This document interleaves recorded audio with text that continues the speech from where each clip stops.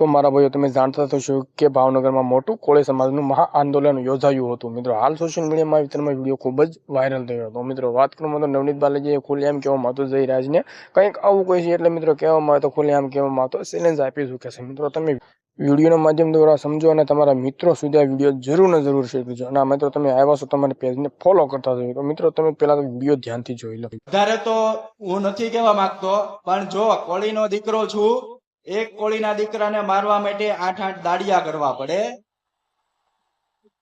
અને એ પાછા એને છેતરીને લઈ જવો પડે. બાકી જો એની માનું ધાવણ યાદ કરાવી દઈએ, મોરે મોરો આવે.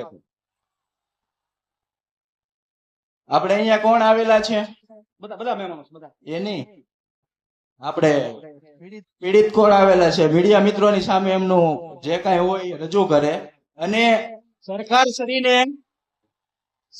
શ્રીને વિનંતી કરું છું, મારા સમાજના હોય તોય ભલે અને અન્ય સમાજના હોય તોય ભલે, જો એ સાચા છે તો એને ન્યાય મળવો જોઈએ મારી જેમ.